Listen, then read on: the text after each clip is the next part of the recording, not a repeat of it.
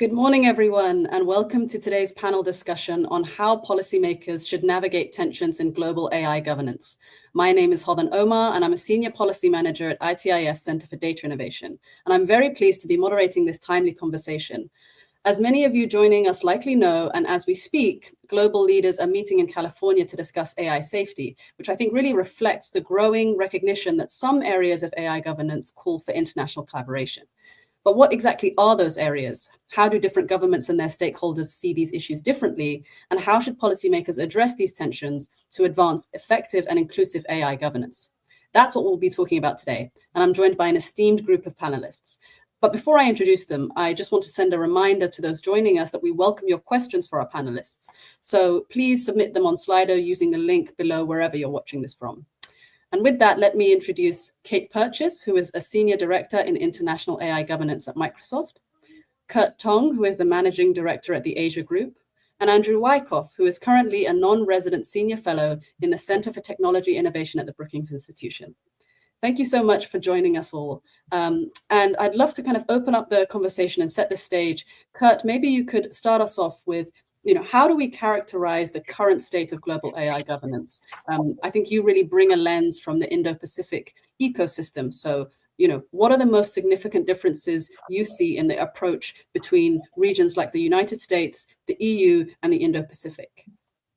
Sure, and great to meet you all, those of you that I have met before, and welcome to our audience. And thank you to ITIF for putting this together. My general sense is that Europe, the North America, and Asia could be considered as separate ecosystems in the current stage for questions around AI governance. The EU model or approach seems to be very precautionary, very much focused on establishing risk frameworks, deciding what is safe, what is not safe, even as AI applications and adaptations are being developed. So and a lot of people obviously in the EU are pushing back against this safety first approach to AI governance, but it's quite distinct and it's quite clear where the EU is going on this. The United States seems to be, as is typical for its approach to emerging technologies generally, a innovate first, regulate later environment. That, with the political change that we've just experienced in the United States, that could influence how quickly that regulate later aspect starts to kick in.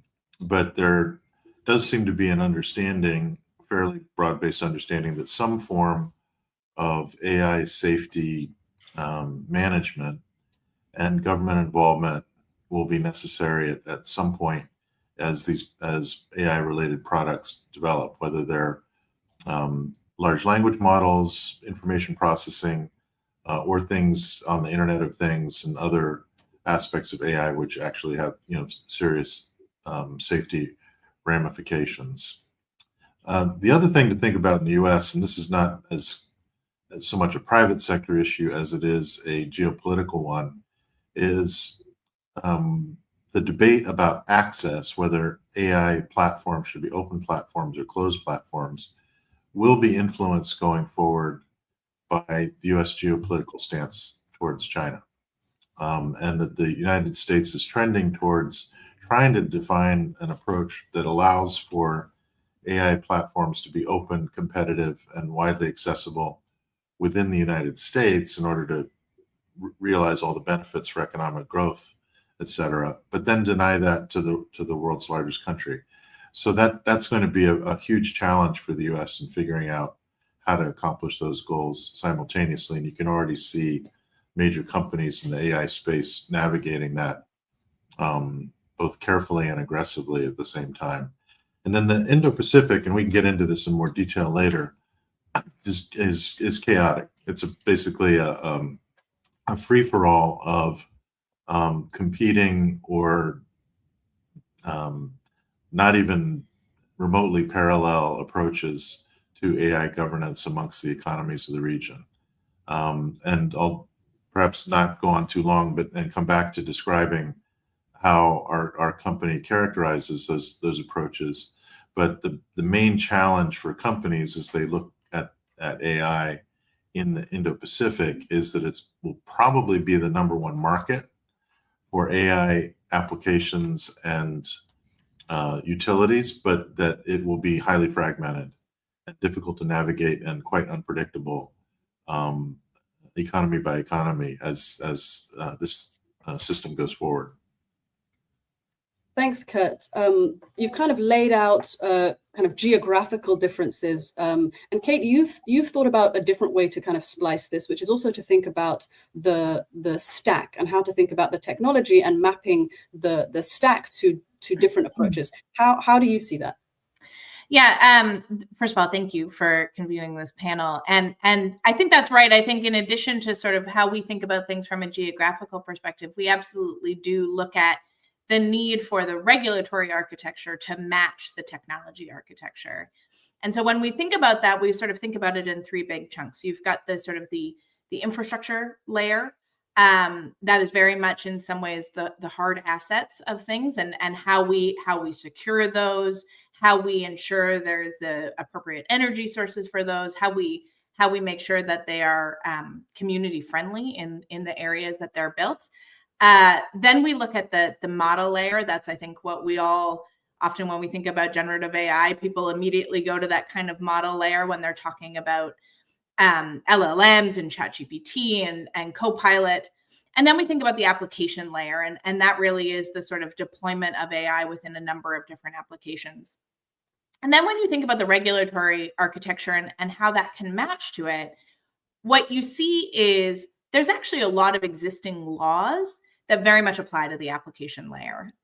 These are things that are already on the books in a number of different countries around the world. It's not just US specific. And so we can say, well, actually, we can just extend those laws. We don't need to create a net new set of laws to really address a lot of the conversations at the application layer. There's very little happening internationally or even domestically in the US at that infrastructure layer. In the regulatory space, that's not really something that people have started to think about. And again, you're kind of looking at this patchwork opportunity where there's a little bit around even at a hyper local level around kind of permitting for data centers. But there's sort of very little about how we secure those data centers. There's very little about who is allowed to build these data centers. And then at the model layer, again, I think you see a little bit of a mixed conversation happening where there are certainly some existing laws. There's also initial attempts around the world, the EU AI Act being one of them. Obviously, the Biden AI executive order was another one. In Canada, where I live, there's the AI and Data Act. And so you see countries start to attempt to regulate at that model layer, but you see a blend with the application layer. And I think that's where we see some of the challenges starting to emerge in terms of a fragmented regulatory space is not having clarity between these different layers in the technology architecture. Thanks. And thinking a little bit through that,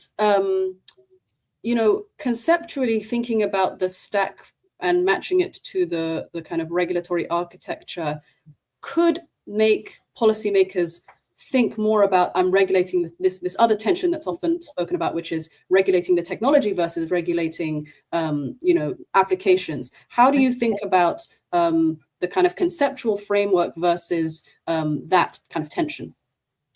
It's a great question. And I think this is one of the spaces where the US approach that is more sectoral specific is actually a really important one, because when you look at these kind of broad horizontal approaches to regulation, like we see in the EU, where there are absolutely good aspects of that, what you lose in that is this kind of deep sectoral knowledge that needs to be paired with the technological knowledge.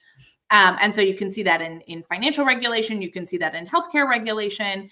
And so we've really been advocating for that kind of sectoral approach so that you can pair the subject matter experts both on the technology side with the subject matter experts on the sort of the real world thematics. And you actually, it's an interesting parallel because you see that throughout all of the conversations that we have on AI. You see these interesting matrices of people coming together that are ethicists or biochemists or hardcore technologists or philosophers, and they're all trying to grapple with this conversation. And I think that's really kind of a good example of how the sectoral approach can really be a strong and impactful one, because you are bringing all these various viewpoints together to land on what is ultimately the right regulatory approach. Thanks. And in terms of setting the stage, Andrew, this conversation is about global AI governance, but sometimes we're talking about international AI governance. What are the differences between those two things? Well, good morning. It's great to be here. Good afternoon, good evening. Global, it means what it says. You're trying to involve all the different countries of the world together. Typically, this is the province of the UN, why international tends to be more of a subset. I would say it goes beyond regional, where some regions have gotten very well coordinated, such as here in Europe. But and there's various international intergovernmental agencies. Used to work at one, the OECD, which has 38 member countries, including the EU. And so I think there's a difference there, but this begins to suggest some of these different networks that Kate was referring to that begin to constitute what I think is almost a governance ecosystem that's evolving, that does stretch globally. When you get all the parts together, you begin to see these different entities, pockets, each with their own expertise, their own membership, their own authority. But increasingly, they're interacting, they're talking to each other. And a lot of it, I think, the Big Bang may have occurred in 2016, thanks to the G7 way back in Takamatsu, Japan. And it's been going ever since. The G7, I think, has played a really good leadership role. And I think that reflects a little bit. It's only a few countries. It's bigger than the G7 when you look at it. There's lots of observers. India's observed the last 4 meetings of the G7. But it is small enough that it can give high-level direction, really from leader level, and then it tends to delegate to places like the OECD and others to implement and to follow through and to provide some continuity between the various presidencies of the G7. The problem with that, which I acknowledge, is it's not inclusive of all the countries, and we begin to get a question here about governance, which is very much what we're talking about today. What do you begin to prioritize? Is it that global inclusivity, and that comes with a lot of variance, a lot of different countries, and the geopolitics that come with that, which has, I think, it's important, and I think increasingly a lot of the most important players tend to be from the global south, who haven't really been engaged yet. But the problem with, well, not the problem, AI moves very quickly. It's evolving. We saw that with the EU, where the EU AI Act wasn't exactly anticipating generative AI and had to pause and do a redirect a little bit to encompass it. And I think this is indicative that we're closer to the beginning than to the end of AI. And that necessitates more of an agile, flexible, maybe, this polycentric, whatever you want to call it, complex regimes. There's lots of names for this ecosystem of governance. And you see a component of it today meeting in San Francisco. These AI safety institutes and the US creating a international network, which I think the intent there will be to get more cohesion, more consistency, some protocols that everyone begins to adhere to, and I have the ideal that eventually you get to mutual recognition of these testing systems so that you get this interoperability and a global market forming that hopefully is more of a race to the top. That if you want to be in this market, you adhere to these rules and regulations, testing procedures, and mutual recognition. Thanks. In order to sort of get to, what you say is this ideal, this kind of agile, this agile frameworks, this mutual recognition, it feels like what is at the heart of this conversation is, identifying where there are tensions and differences and thinking about how to resolve those. And Kurt, you have a recent report that says one of the kind of fundamental tensions in this kind of governance ecosystem across the Indo-Pacific is between promoting innovation and ensuring security. Can you talk a little bit about that and explain how that tension shapes efforts for AI governance? Yeah, sure. Hothan, thank you for calling that out. Our company, the Asia Group, and it's online. We've made it public as a general public service for anyone to read who's interested. But for the purposes of supporting our clients, and there's quite a number of them who are active in the AI space, some leading companies in that space. We did a study of the region and ended up characterizing the AI governance regimes along a couple of axes. One is the emphasis on innovation versus the emphasis on security or control, or innovation being more of a freewheeling approach, letting the technology blossom and worrying about safety aspects later. And then the other axis was, are these countries influential on the approaches of other markets, or are they kind of passive players who are likely to be influenced by other markets? And that is along autonomy. And what you come up with when you do that laydown is really China on one end as a self-directing actor, not much influenced by other systems or approaches. And then on the other side, Japan, the Republic of Korea, and India as sort of self-generating idea mills for AI governance approaches, who are also relatively laissez-faire in terms of the technological development, relatively speaking. And it's a useful way to just kind of understand what's going on in the region, because there is no regional systematic conversation taking place. Some people, myself included, have advocated doing that in the APEC context, but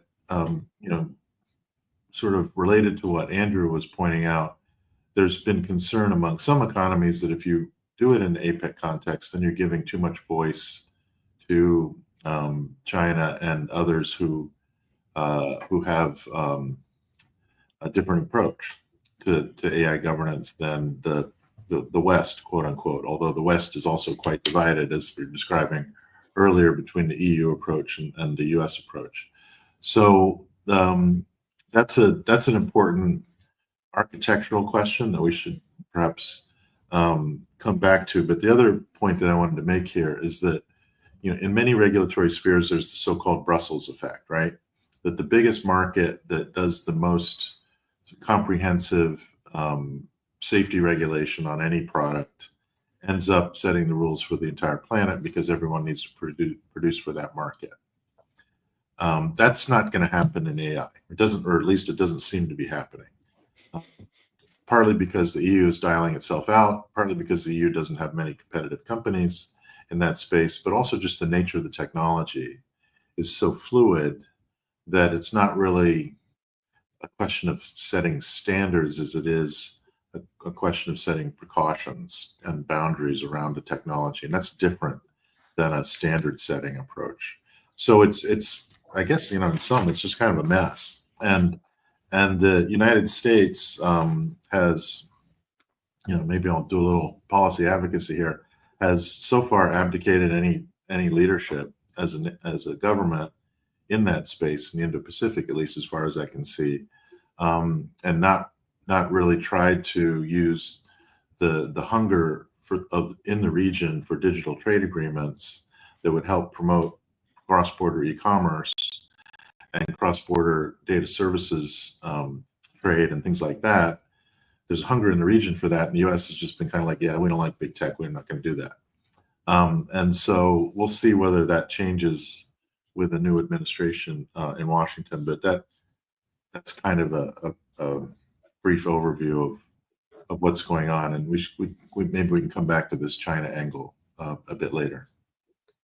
Yeah, I wanted to pull on the thread of who which countries are at the table and which and those that aren't. And Andrew, I saw you nodding throughout, so I maybe want to chime you in here. And this pulling at the thread of both the global South and also one of our questions from the audience, which is around the involvement of China and Russia as being essential for global. But they asked, is there any possibility that these countries can be included in this kind of discussion? So I was really nodding about the Brussels effect, which I was just in Brussels 2 days ago, and even colleagues there don't see it happening with AI for the reasons that Kurt has mentioned, and also because I think the U.S. was relatively proactive.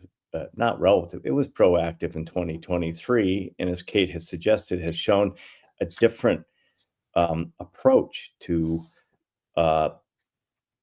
creating a policy framework that I think is equally appealing and having a hard look being taken by a lot of different countries.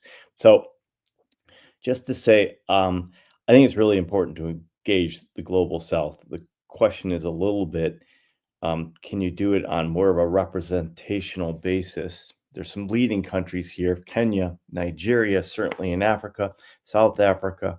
These are the frequent Egypt kind of front runners in South America. I recognize Brazil in particular, but Chile and Colombia were already, these are OECD members. People don't, it gets called the rich man's club, but there is Costa Rica, Mexico, Chile, Colombia are all members of the OECD and have been for several years now. In terms of China, I think that's a really important question. I guess I put Russia in a separate pocket right now. They aren't as big a player as China is.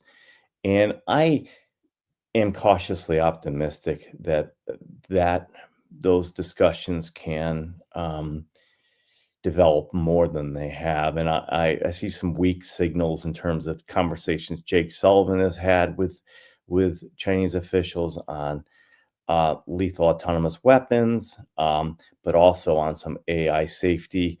I saw with a recent meeting focused more on nuclear weapons, but I hope on the sidelines discussion of AI came up. I know they have various meetings as well, more at the academic level, that involve international community meeting in China to discuss these things. When you look at their policies, they've taken somewhat of a sectoral approach as well and have been more, I think, reactive to various events. And I don't see the gulf being that huge. Yes, there's some very large and outstanding and important differences. I won't negate that. But I think to some extent, in terms of moving ahead on some of these most pressing problems, as I've just described, I hope that can continue. Thanks. Kate, it feels like if there is going to be a compelling alternative to the EU approach, that kind of the US and its allies are going to have, well, the US is going to have to pick some areas to focus on and to pick some areas in general that where it should engage the most. And you've kind of at the highest level highlighted some areas that are most important for kind of international collaboration on AI. What are they, and why are those the most important things that we need to think about? Yeah, sure.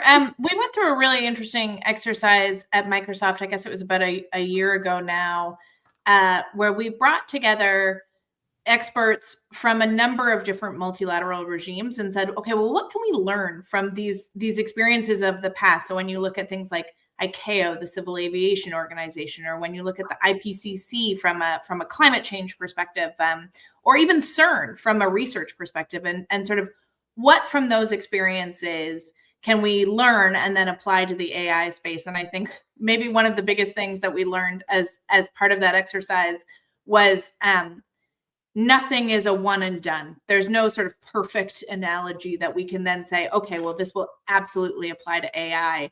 And so what we did, though, was look at how there was a breakdown between outcomes and then the kind of tactics that can drive those outcomes.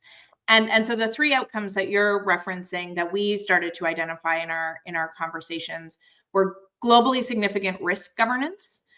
So when you think about these sort of like really large scale across the board risks that even places who don't necessarily have large model developers can align on, regulatory interoperability, and then inclusive progress.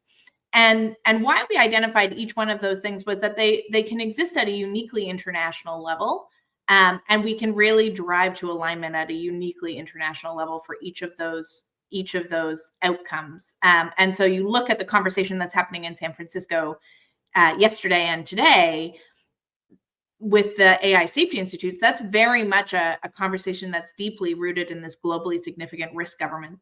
How do we align around definitions, around standards for testing, around best practices, to really kind of have a more robust governance regime around those things?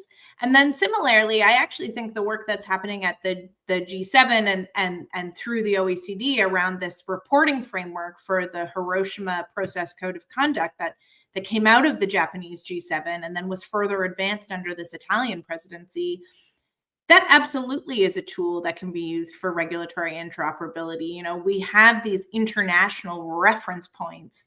If we can land those, it does give us the opportunity to say whatever new regimes come up at a domestic level, we can keep kind of pointing to these North Stars that we've aligned on.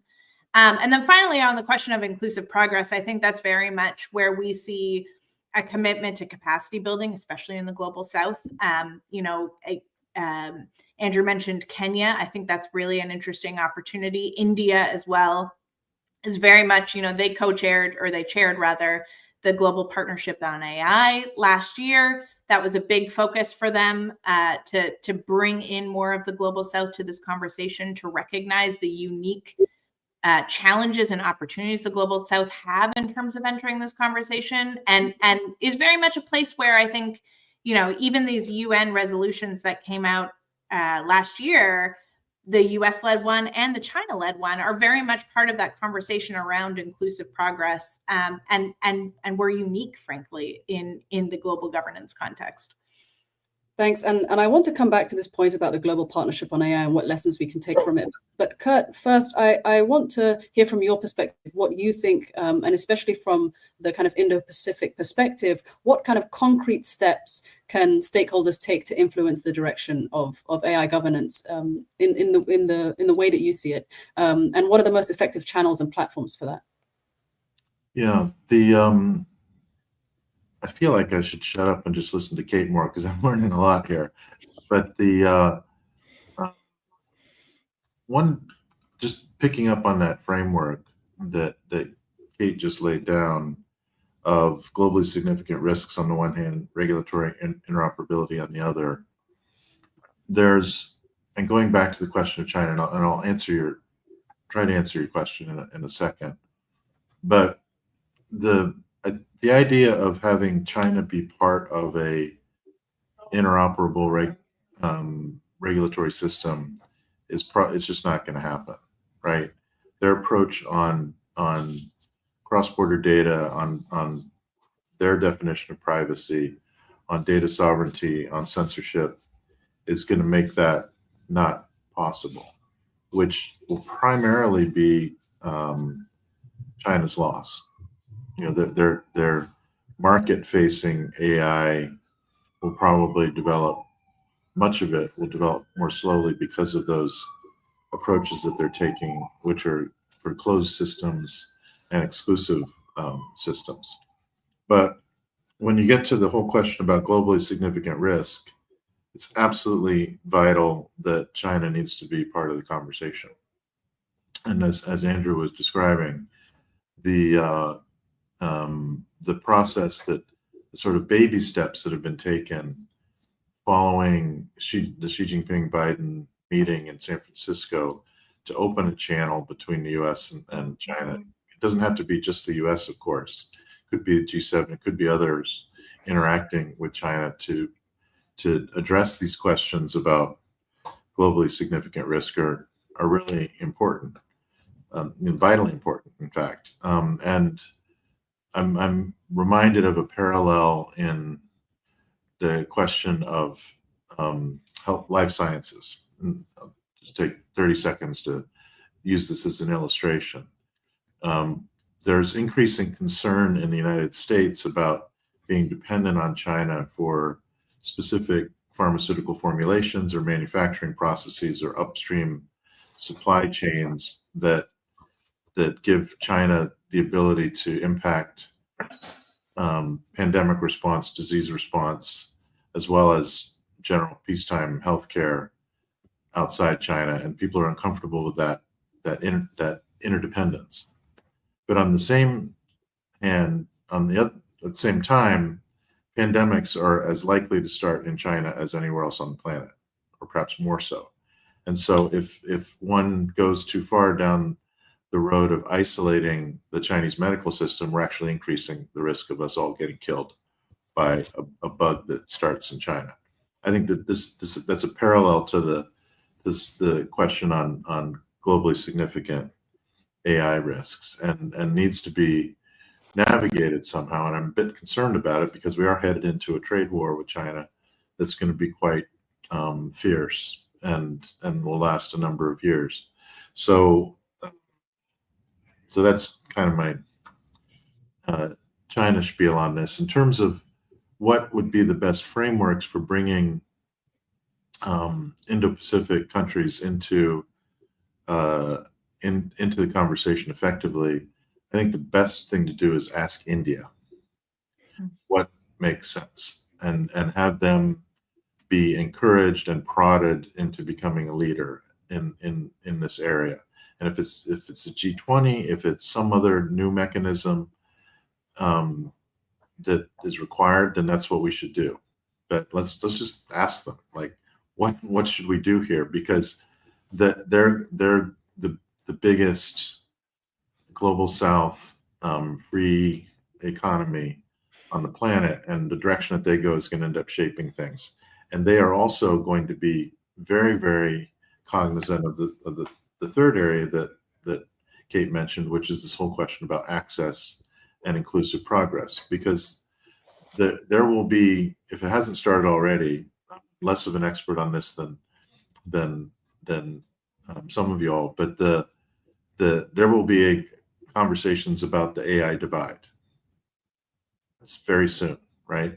Because the ability for people to access AI related systems and then maintain competitiveness in their economies by doing so is going to be differentiated by income level and training and access, and especially when the private sector maintains a lot of the systems involved, and that needs to be addressed as well, so that we don't see a slowdown in economic development in the global South resulting from being left behind in AI technologies.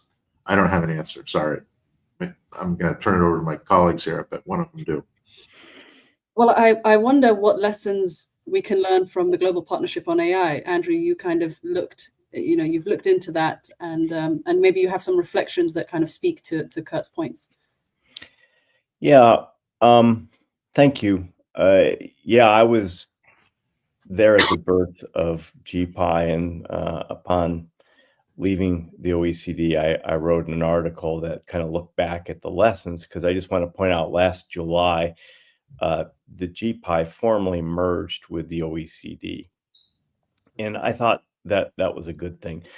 Let me just explain to you that this was born out of the G7 presidencies of Canada and France in 2017, 2018, came into life in 2020. The US was a founding member during the Trump administration. And so I think there's, again, I'm cautiously optimistic. Some of that leadership will continue. It was bedeviled by three different things, to be very quick, and they're kind of administrative. I won't go into the weeds here, but one was just, the organizational structure was a very complex one with these two centers, one in Paris, one in Montreal, as well as the secretariat hosted, but in a quasi-independent way at the OECD. And this made just understanding who was in charge of what, when, and how different countries could engage. And it's hard for a country to engage with each other on a purely bilateral basis in terms of giving money and stuff, why it's easy for them to give to a central entity like the OECD. And that was one of the issues. It led to a budgetary problem. There's lots of instability there in this area. People are in high demand, so turnover can be fast if there's instability. And there was a bit of a confusion with the mission and the actual mandate of this, from where it started to where it evolved. And so just the lessons for the UN, which was really who this was intended to, because they were thinking about was, hey, listen, it's a complex, crowded space out there now. I think it's better to tap into that and play a convening role and a bit of a coordinator, as opposed to trying to replicate some things that seem to be working very well. Be careful of budgets that borrow from different entities on, seconded people, because it takes some money to set this up. Not a lot, but there's a lot of competing priorities these days. And last, have a really clear and precise and targeted mandate, so that takes account of all these different entities. And this goes a little bit to Kate's point. I read that report, Kate. That's an excellent report that you pulled together that looks at historical antecedents. And she's right. Nothing really is perfect fit. And that's where I think this more complex, a bit overlapping, sometimes inconsistent, but regime complex makes more sense, because it allows this evolution, this agility, new players to come in, old players to exit or merge, like GPI has done, that I think is more suited to this technology where it is now than the old model of let's create an International Atomic Energy Agency, which was what a lot of people were advocating, and control it kind of in a more centralized way. And I won't go into the analogies here. They're very weak between AI and nuclear power. Yeah, Kate, I'd love your thoughts on that. Yeah, I mean, just sort of picking up on that point, I do think one thing that we haven't really talked about so far in this conversation is just a real acknowledgement that the science of AI is changing at such a rapid level that is where the domestic regulation can frankly run into some challenges, because most of these domestic regulatory systems that we're talking about around the world, they're just not they're not set up to be particularly agile or to adjust to new challenges or new opportunities for adoption at the pace that the technology is evolving. And interestingly, I think what we're seeing in the international space is that because it's a little bit messy, because it's a little bit fluid, and there are these overlapping matrices, that actually it's having more of an ability to be agile, to respond to these things, to pivot and say, okay, actually, we need to be talking about this in a slightly different way now, because you have these kind of smaller tables that are starting to convening and share information across borders. And so in some ways, where I will tell you that certainly in my career in the past, I would have said, like, the international system is not the place you're looking to for agility. We actually maybe are seeing more of that now today than we are in the domestic sphere. And so,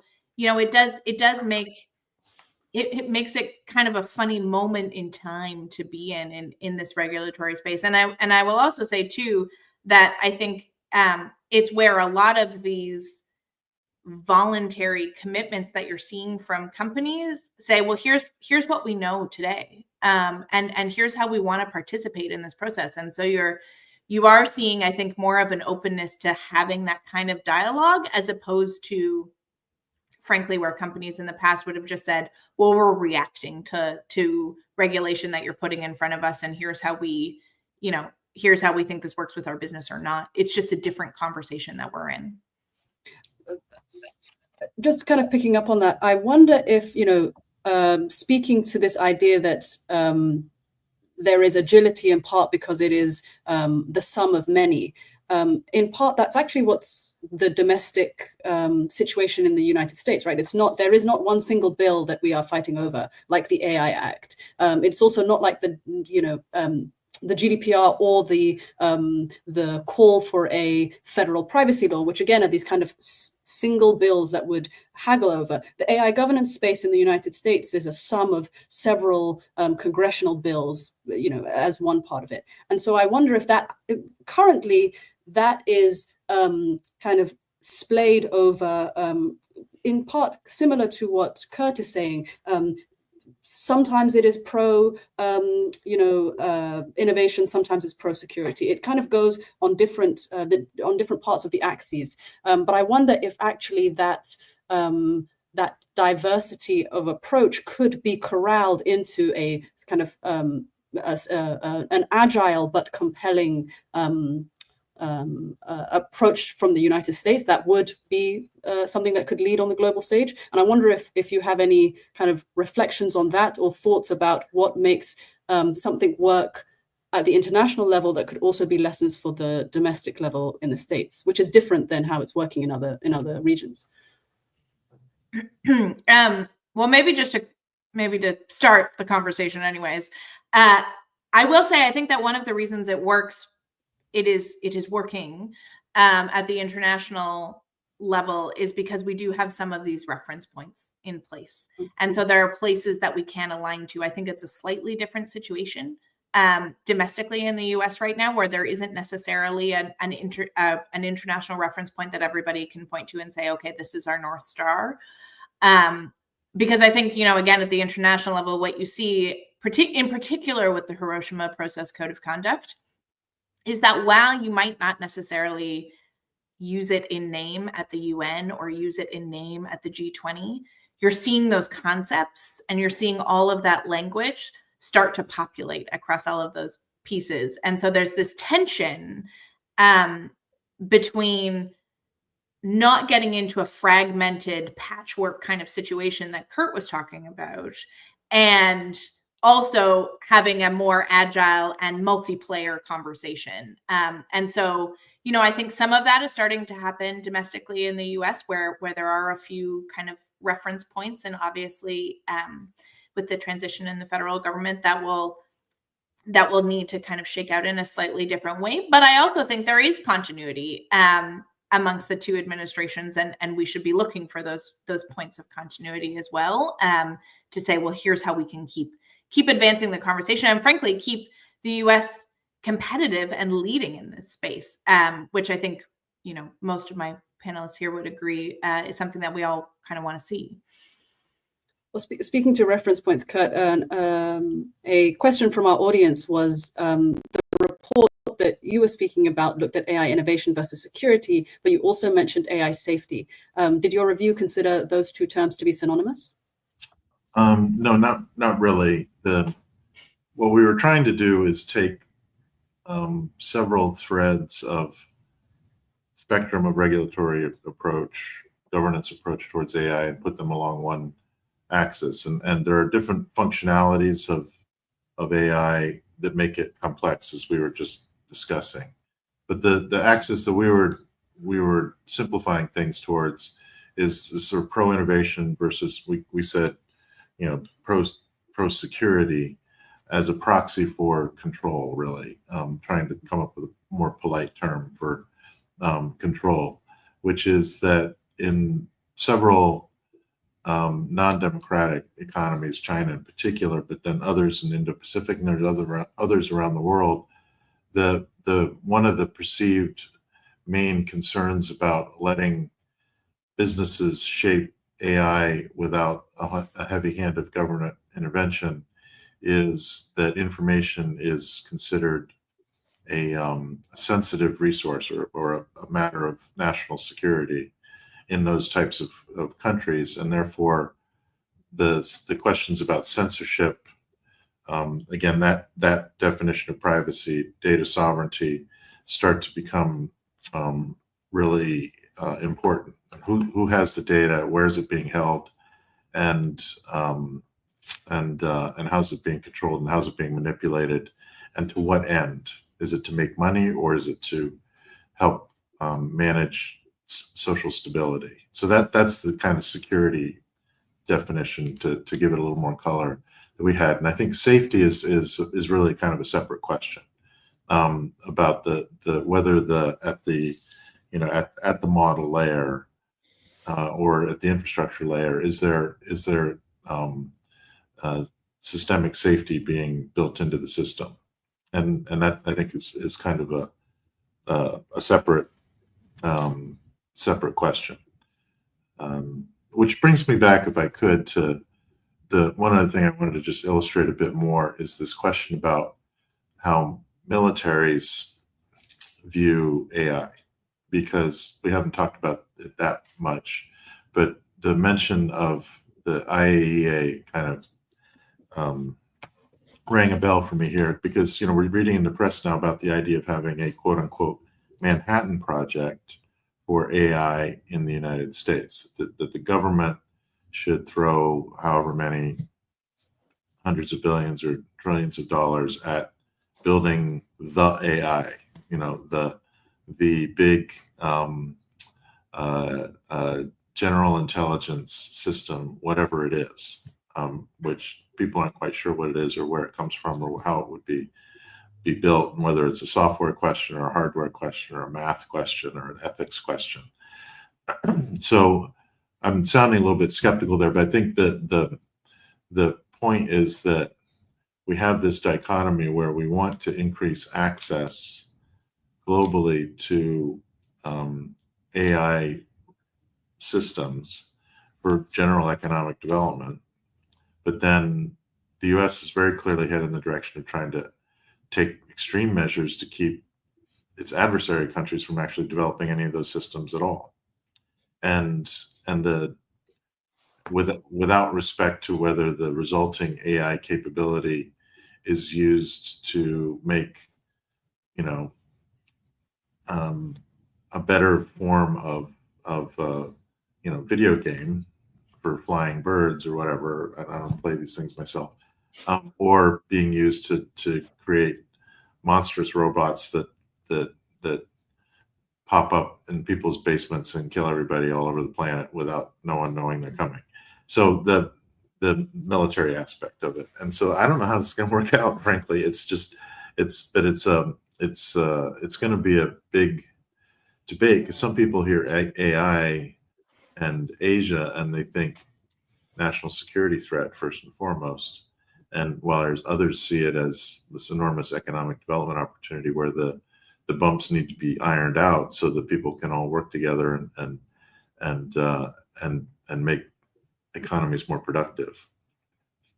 Yeah, I mean, on that point around the idea for a Manhattan Project for AI, I think it kind of boils down to, or is rooted in how you see AI, and also how you talk about it and the analogies we can and can't use, right? It suggests and pulls back to this idea that we are in an Oppenheimer moment for AI, and that the analogy there is that this is something that could be all bad, right? Like there wasn't necessarily it gets to this point on analogies and where you can and can't draw things in. And given that, Kate, you have dealt with, like, how do you pick the right, and how do we ensure that policymakers are thinking about and using the right analogies, and you know, taking them with a pinch of salt at the right time and not? Yeah, I mean, I think, you know, when we talk about AI, we really talk about it as a general purpose technology. And so this is, you know, this is not a, it's not a hammer. It doesn't have a single purpose. It's more akin to electricity. It's more akin to the printing press, where again, if you go back into history, there was a moment in time when the printing press felt like a bad thing, from a government perspective, because all of a sudden it was giving information to people who perhaps should not have information, and you know, it suggested a lack of control over society. Now we look at it and go like, oh my gosh, what an incredible democratizing opportunity. And what you saw, I think, again, looking at that historical analog, what you saw with the printing press adoption was it was not the country that invented the printing, where the printing press was invented, where it had the greatest impact at first. It actually had the greatest impact in the Netherlands, who just said, well, we're going to adopt this really quickly. We're going to have this like incredible explosion of, we're going to buy all these printing presses, and now we're going to have a greater explosion of literacy in the country. And you saw it slowly start to diffuse. I think, you know, we think about it more in that aspect of saying like, well, how do we get to a place where we're talking about diffusion? How do we get to a place where we're talking about adoption, not of Copilot specifically from a Microsoft standpoint, but of AI all up? And how do we say like, let's get it into the hands of people? Because I actually think when you're talking to policymakers, you know, when you're talking to your aunt, who is saying the big scary robots are going to come and get us, what are you going to do about that? Actually, the opportunity to engage with the technology, the opportunity to use it and say, well, here's how it's making my life just a little bit better because my schedule with my husband is super complicated, and how we're going to manage the kids, and I need something to come in and just say like, hey, here's a path for you. That sort of small application, we often talk about these really big applications of the opportunity for it to cure, you know, skin cancer, and what an incredible advancement that would be, and how meaningful that would be. But it's the smaller opportunities too that have really significant change in people's lives. Or maybe it's just me feeling a little overworked. But I do actually think that that's how you start to change people's perception of the technology and start to think about it in a more balanced conversation. Thanks. Andrew, any kind of thoughts on this? Well, I agree with Kate. I mean, I don't know how electricity works. I just plug something into the wall, and I think AI may go the same way. That you're already using it. I use it daily. I don't even know it for translation and for other optimizations. So I see it as a general purpose technology. We got a ways to go, though. We're still just, as Kate says, I think really at the early beginning of this. We're hitting some bumps in the road in terms of compute and availability of data. We're running out of data, a few other things. So I think there's a lot of innovation to occur. Just to pick up just a second on the question in the chat here, I don't see regulation really affecting innovation. I don't necessarily buy that.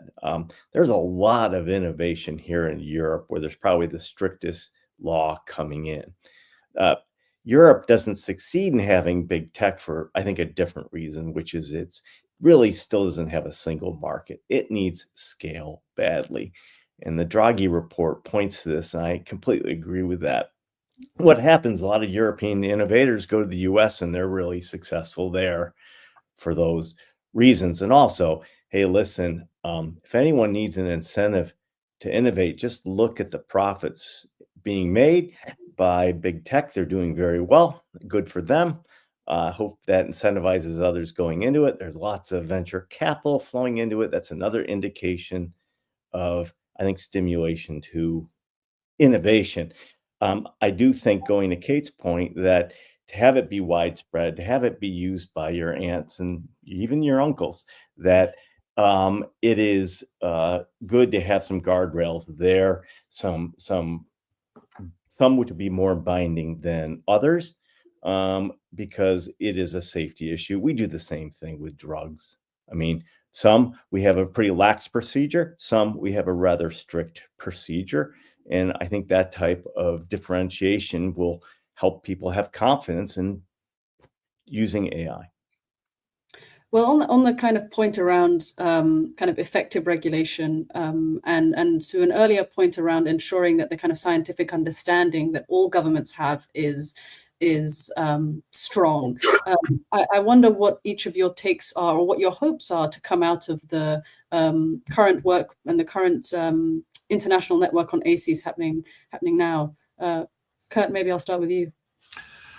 Well, I don't have a lot of specific benchmarks for it, but more in a process sense, I hope that a lot of stakeholders come to the conversation in the same type of spirit that they brought to internet regulatory conversations, of listening, adapting, as Kate said earlier, sort of continuous improvement approach, rather than trying to come up with one specific answer that's the be all and end all to all these various threads that we're pulling on, and that there's an attitude of open-mindedness rather than one of trying to foster excessive suspicion and divisiveness. I realize that's a very general statement, but I think that the attitude that people bring to the conversation can be really important.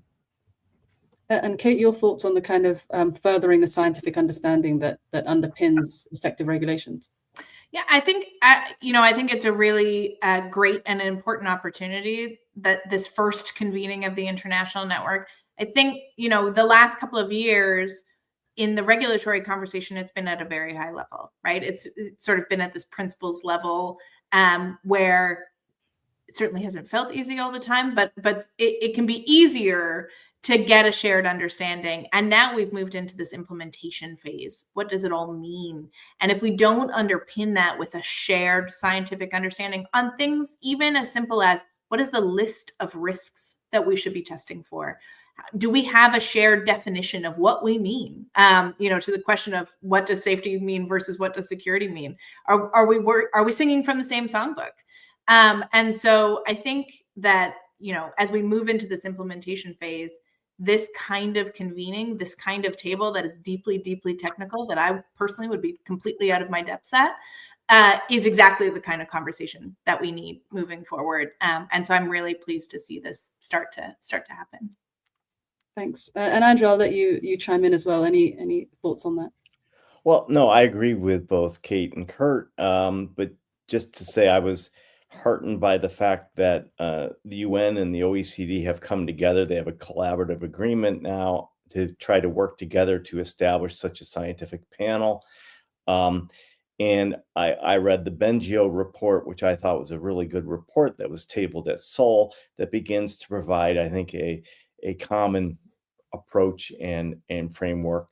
And I give them credit, the US, for convening this international meeting to get the coordination and the handshakes going. I think we're moving in the right direction. Well, that's a very positive note to end this conversation on. I want to thank you all for your thoughts and for joining us today, and also for everyone watching. Thank you so much. And yeah, enjoy the rest of your days. Thanks, everyone.